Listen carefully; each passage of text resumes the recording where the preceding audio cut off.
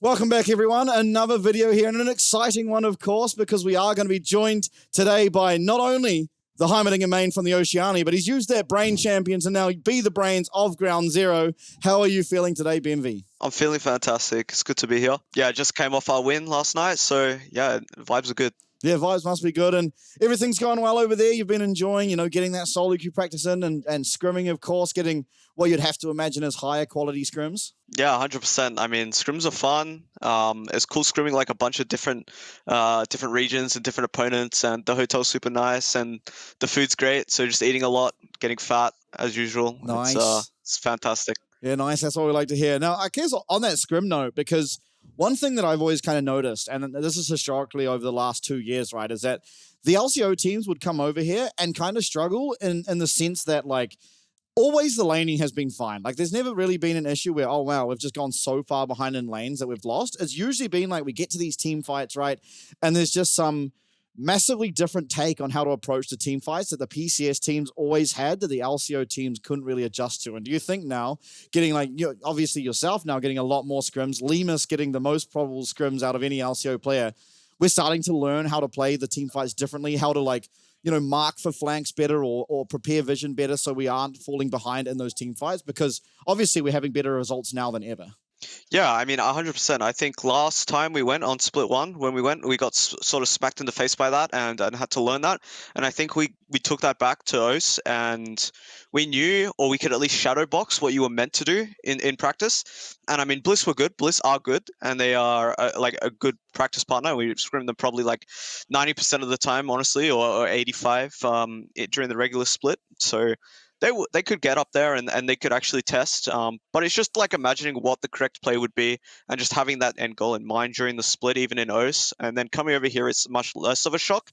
There's still a big shock, and it took like, I remember like even first day or our first scrim against like a Vietnamese team, we were just getting blown out. You just have to adapt. And once we played 3 games of that, and we came back like after our break in between sets, and we 3-0'd them. So you just got to acclimatize and sort of understand the higher pace. And yeah, I think it just starts from the start of the split, honestly. Yeah. Fight out there, acting like a monkey.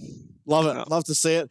Honestly, things like that I think is really good because it means the spirits are high, right? Like, obviously, you're just coming off the back of a scrim block. If everyone's all depressed, moping around, not wanting to be on camera, it probably wouldn't bode well for sort of the team environment. So it's good to see everyone's in high spirits. Now, I think importantly on that factor, high spirits, right, is we gotta touch on what happened against J-Team in that first series, because game number 1, a complete destruction. I mean, that bot lane especially, Kurak and Lemus solo killing twice in a row. Within like 5 minutes, it was just a like 4-0 Ashe down the bot lane. And then obviously we got that game across the line. Lemus doing some flashing between towers and really pulling off some crazy stuff as that Ashe. Head into game 2 and it kind of falls apart a little bit. And now obviously I'm willing to just write off game 2 because there was an Aurora in that game and Minji dropped a tactical nuke. But like, was it sort of just hard to, after sort of that game 2, Lemus was no longer on this high agency Ashe pick. And I'm sure there's a whole lot that goes into that. But was it hard to then, from the game 2, sort of get everyone back to just leveled out? It's game 3 now. We can still get this done. We can still go and compete against CFO. And sort of what do you think, if that happens again, can we sort of shape up this series differently if we were to lose like the second game or the first game? I think like after game 1, I was feeling super confident. That's probably like, that overconfidence is probably like a bad thing for sure. But I mean, we had good scrim results, and I think we had some bad reads going into it that we didn't quite tackle. We got punished for that for sure. Like the Shyvana read, it's definitely a playable champion, just not in those spots. And then obviously like, it probably would have just been way better for Lemus to be on a carry after he just performed that well. But ultimately, like the drafts ended up pretty suboptimal, and that comes down to me, of course. And then ultimately, if we can lose that series and then come back and then win again tomorrow, it'll be for the best, because we can tackle those issues early and get them out of the way, and then just focus on what we know is best. Yeah, absolutely. And I think also, like, to sort of build on that, right, it would mean that not only have you been able to tackle that, but it means you're improving, because ultimately if you lose this first series to one team, you then verse them again, 2 series later and you beat them. That is just a clear, undeniable sign that you have improved as a team. Now, I guess very briefly, I want to touch on Team Bliss, because obviously, as you said, you've got a lot of experience against them. You know them in and out, just being major scrim partners here in Oceania. How do you think they'll do against Frank Esports? Because at least for myself, and I'll only touch on this quickly, I think looking at the first series, Frank kind of won that series other than just some pretty atrocious gameplay from Yijang in general. And I think the rest of the map was perfectly fine for Frank, but kind of just felt like a 4v5. So I'm kind of worried about them going into this next series just because, Yijang now came off the back of a pretty 1v9 Riven performance. And now I think that's a very big confidence builder. And it's going to be very hard, I think, to try and stop Yijang the way they were able to do in their first series. So what are your kind of thoughts? How do you think they're progressing? Do you think they'll be able to make it and contest with you in that best of 5 for that second phase of the playoffs? Yeah, I mean, first of all, I think it would be amazing if we face them in another best of 5. Be like scrim number 172. This time it's a best of 5 and it's on stage and it's for a really important outcome. So that would be amazing. But in terms of if I think they'll beat Frank again, I think, the first time they got kind of lucky. It did look like Frank was a bit boomed. But I don't necessarily think Frank is that strong still. West Point, I don't think was that good, and it was quite a close series. Yeah. He did have to 1v9 on the Riven. And also, Bliss has had a lot of time to practice, so you also can't underestimate that. For example, when they came to the first series, they started with a very Bliss from LCO draft where they have Sejuani and stuff, and then game 2 and 3 they adapted to the AP jungle more of what we would play, and they had more success. So it sounded like they didn't have a set style before they came into the series, and it's something that you can assume they do now, which can help them a lot now going into another best of 3 against Frank. So yeah, I guess it just depends on how well they've leveled up since, because it looks like Frank has leveled up a bit. Yeah. Okay, now back to Ground Zero, because obviously they're the more important team to talk about right now. Think about it, thinking from my perspective, right? I get to watch these PCS teams all year round, and I get to see them grow in many ways, and some of them sort of grow backwards. But I think a lot of the reason, and I have to bring up PSG Talon especially, as well as DCG, these teams, they get the best practice in the world all year round. They get to play against whoever they want in Asia. It could be LCK. I know PSG Talon definitely scrim LCK. They scrim LPL. They get, when they can't get that, there's the Challenger Leagues from both those regions. They get to scrim against LJL like SoftBank and whatnot, the VCS as well. Do you think if Oceania and if all the teams, not just Ground Zero, but obviously with the focus of Ground Zero in mind, if they got the opportunity to just spend all year round in Korean solo queue and against these top tier sort of teams, from around the globe, do you reckon would see a very much evening of the strength? Because while we're doing the best in the PCS playoffs we've ever done, we're still yet to reach, PSG Talon and DCG. I know for 100% certainty that yes, the Oceanic teams, especially the top players, talent is not what's lacking, right? Yeah. It's just practice environment and incentive is the main thing lacking from our region. And if they are able to have that, it's huge.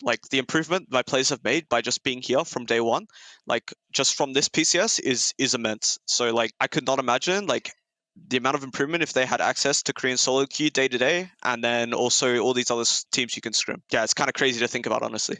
Yeah.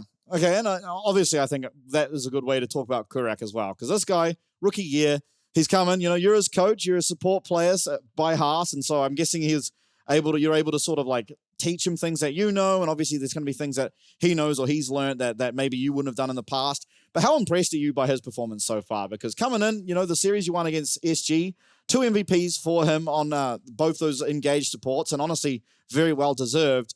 You can't be anything but extremely impressed by him, right? And I think honestly, it's justifying all the love he gets from the Twitch chat and whatnot. And so just how much of an impact is this guy playing? Not only, from drafting, what you're able to pick him, but just in game and this breath of fresh air, maybe. Just basically, what's the impact that Kurek's really got on this team? Kurek's impact is very hard to measure, because I think the fact that just he's young and he's all this is new and it's his first year of playing has such a profound effect on the team environment. He's not jaded or anything. He just listens. He goes along with it. He can voice his opinion as well, and he's really smart about the game already. I can't take credit for how good he was before or anything like that. He definitely just has the skill. So yeah, he's been super good for the team, and I could not ask for a better support to coach, because he just learns really fast and he has a lot of respect. So he's great. I'll ask you a couple more questions, but I'll start off first. We'll get a prediction going here, because ultimately we'll start with the other side of the bracket, who you would end up facing if you are to take down J-Team and sort of this revenge match. But Bliss versus Frank, you already briefly touched on it, but what would you predict that series to end up being? Would you predict the Bliss win? What would the scoreline be, et cetera, et cetera? It'll definitely be 3 games. I think if it's the best of 5, I think Frank can win. But best of 3 is so up in the air. I think probably like I think 60-40 Frank wins, but it's close. And I mean, I'd love to see Bliss win because we get to play another best of 5 against Bliss. It's always a banger. Yeah. But I just have to say Frank just should have better like individual players. Yeah, and especially like they looked pretty bad when they played them the first time. So yeah, I'm inclined to agree. I think I've got a pretty similar opinion there, and obviously I'm a little bit biased because I've watched players like Wako especially for the past 2 years. Yeah. And this guy, he went to Worlds last year, he went to MSI. He was 1v9ing some of these international teams when he was on PSG Talon last year. And so I think like it's a vast underperformance from him in specific. And I think really now when it's down to crunch time, you can probably rely on a player like him to get it done. On the other side, though, you can't discredit Violet. A lot of experience, and he's been performing very, very well in the Oceanic scene over the past year. So, I mean, it's going to be a good match. And I agree. I think Frank would probably edge it out in my opinion. But now onto your side of the bracket. It's going to be that revenge match, trying to get the comeback, I suppose, in many ways. You drop down the lower bracket, got the win. Now you're going to get time to try and get revenge on J-Team. Do you think you guys have just got it clear? Do you think it's going to be a 2-0? Is there a chance that maybe J-Team have came up with something that you can't really deal with? What's your prediction for your game against J-Team? I just have to predict 2-0. Like, I think my team is now just fully locked in. I have confidence in the boys. I'm not going to make the same mistakes in draft, and the boys aren't going to make the same mistakes in game. Yeah, I have full confidence in them that they're going to 2-0 it. Yeah, awesome. Well, that's good to hear, and I'm sure every Oceanic fan that listens to this will be very glad to hear that too. I know myself, no matter, I'm not going really for either team in particular, but I do hope there's no Aurora. That's one thing I'll tell you. Yeah, a little bit of a wish from myself, as the Aurora just seems to be so absurdly broken. At least, I'm not a professional player or a professional mid laner, so my opinion might not matter. But I don't know what Arya was doing, what Minji was doing, even what 1116 was doing. It just seems like, damn, this champ is like, this needs some looking at, because it even got hot fixed and then hot buffed back to where it was plus extra. Yeah. What has gone on here? I don't understand what happened there. No. But yeah, no, that champ's insane. We will have something to deal with it, be that a ban or something cooked up, but we will not lose to it again. True. The best counter to every champion, banning it. Yeah, it does it every time. No, but awesome. Thank you so much. And do you have anything you'd like to say to both, the Oceanic fans, maybe some of the fans you guys have managed to pick up for yourself, both from the LJL and the PCS? I mean, honestly, just thank you, especially PCS fans. They're all so nice, and I like seeing the fan art is super sick. It's just cool to have new viewers and see the Twitch chat when Kurak gets interviewed. We're looking at it last night with Translate on. It's just funny. No, it's just amazing to be here, and just thank you everyone, and yeah, it's been a pleasure. Awesome, thank you so much, Benvi. I know I speak for myself as well as our production and Lo, that it's been a pleasure to watch your games. It's taken a toll on my throat, admittedly, but it has been a lot of fun, and I do hope, I'm hoping for Saturday to be an absolute banger, because it's Oceania versus PCS. They're both kind of my regions, so I both win and lose no matter what happens. But all I do hope rather is a better word. I hope it's a really good set of games, and I hope it's a lot of entertainment. Thank you so much once again, Benvi, and best of luck in the future. Awesome. I'll see you soon.